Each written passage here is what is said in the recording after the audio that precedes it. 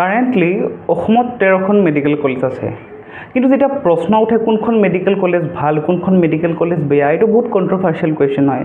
নো doubt পুৰণি medical কলেজবোৰ best হয় যেনেকৈ জিএমচি এএমচি যোৰহাট এইবোৰ বেষ্ট হয় শিলচৰ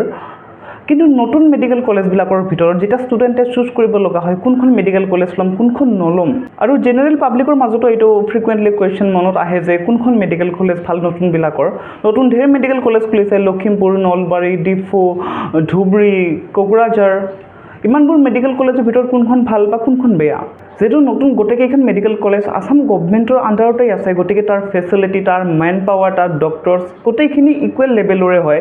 গতিকে তাত কোনো হেৰফেৰ নাই আমাৰ ইয়াত যিখিনি ফেচিলিটি আছে আনখন মেডিকেল কলেজতে ইকুৱেল ফেচিলিটি আছে কাৰণ গোটেইখিনি আসাম গভৰ্ণমেণ্টৰ আণ্ডাৰতে আহে এতিয়া কথাটো হ'ল তেনেহ'লে এখন মেডিকেল কলেজ ভাল নে বেয়া কোনটো ফেক্টৰৰ ওপৰত ডিপেণ্ড কৰিব এখন মেডিকেল কলেজ ভাল বেয়া ডিপেণ্ড কৰা মেইন ফেক্টৰ হৈছে পেচেণ্ট ফ্ল'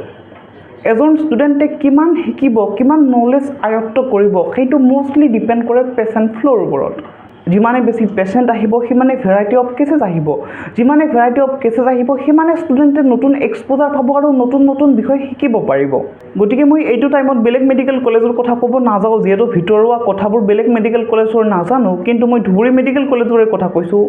ইয়াত পেচেণ্ট ফ্ল' যথেষ্ট বেছি এদিনত প্ৰায় 1000তকৈও বেছি পেচেণ্ট আহে আৰু ইয়াত বহুত ৰেয়াৰ ডিজিজ লৈ কিনে পেচেণ্ট আহে মই এটা এক্সাম্পল দিছোঁ আপোনালোকে জানে ব্ৰেষ্ট কেঞ্চাৰ মোষ্টলি ফিমেলৰ হয় ব্ৰেষ্ট কেঞ্চাৰৰ কেছবোৰৰ ভিতৰত আই থিংক অনলি 1% মেল ব্ৰেষ্ট কেঞ্চাৰ থাকে কিন্তু তেনেকুৱা ৰেয়াৰ কেছ ধুবুৰী মেডিকেল কলেজত ৰেজিষ্টাৰ হয়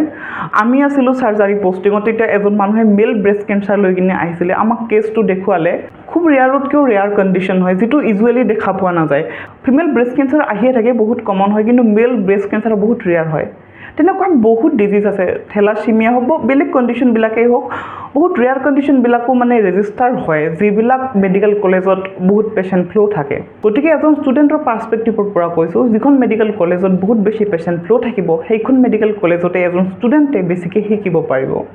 আৰু যদি জেনেৰেল পাব্লিকৰ পাৰ্চপেক্টিভৰ পৰা কওঁ তেতিয়াহ'লে যিখন মেডিকেল কলেজত বেছি ফেচিলিটি থাকিব যিখনত বেছি বেড কেপাচিটি থাকিব যিখনত ভালতকৈ ভাল ডক্টৰ থাকিব য'ত ছুপাৰ স্পেচিয়েলিটি থাকিব সেইখন মেডিকেল কলেজে অফক'ৰ্ছ বেষ্ট হ'ব আৰু সেইখন মেডিকেল কলেজেই প্ৰেফাৰ কৰিব সকলোৱে গতিকে ষ্টুডেণ্টবোৰক কৈছোঁ কোনখন মেডিকেল কলেজ চুজ কৰিব তাৰ কাৰণে বেছি কনফিউজ হ'ব নালাগে অলমষ্ট চববিলাক মেডিকেল কলেজে ইকুৱেল লেভেলৰে হয় এটা কথাই ধ্যান ৰাখিব যিখন মেডিকেল কলেজত আপুনি এডমিশ্যন ল'ব সেইখন মেডিকেল কলেজত অহা পেচেণ্টবোৰৰ লগত যাতে আপুনি কথা ক'ব পাৰে সলসলীয়াকৈ যেনেকৈ ধুবুৰীত মোষ্টলি পেচেণ্টবোৰে বেংগলী কয় গতিকে আপুনি যদি বেংগলী নাজানে তেতিয়া পেচেণ্টৰ লগত কথা পাতোঁতে অকণমান অসুবিধা পাব আপুনি যদি কোকৰাঝাৰত লৈ পেচেণ্ট মোষ্টলি বড়ো পেচেণ্ট আহিব গতিকে আপুনি কথা কোৱাত অকণমান অসুবিধা পাব আপুনি নলবাৰী বা বৰপেটা ল'লে সেইখিনি মানুহে অসমীয়া কয় মোষ্টলি গতিকে তাত পেচেণ্টৰ লগত কথা কোৱাতে অকণমান সুবিধা হ'ব আৰু যেতিয়া আপুনি পেচেণ্টৰ লগত সলসলীয়াকৈ কথা ক'ব বা পেচেণ্টৰ কথাবোৰ বুজি পাব তেতিয়াহে আপুনি এটা কাৰেক্ট ডায়েগনচিছ উলিয়াব পাৰিব বা সঠিক ৰূপে হিষ্ট্ৰী ল'ব পাৰিব গতিকে সেইটো ফেক্টৰো বহুতেই মেটাৰ কৰে মোক সঘনাই কমেণ্টত বা ডিএমত আপোনালোকে সুধি থাকে দাদা কোনখন মেডিকেল কলেজত এডমিশ্যন লওঁ ডিফু লওঁ নে ধুবুৰী লওঁ নে নলবাৰী লওঁ নে লখিমপুৰ লওঁ নে কোকৰাঝাৰ লওঁ গতিকে মই সেইটো পাৰ্চপেক্টিভৰ পৰা আপোনালোকক এক্সপ্লেইন কৰিলোঁ আই হোপ আপোনালোকে কথাখিনি বুজি পালে আজিলৈ ইমানতেই থেংক ইউ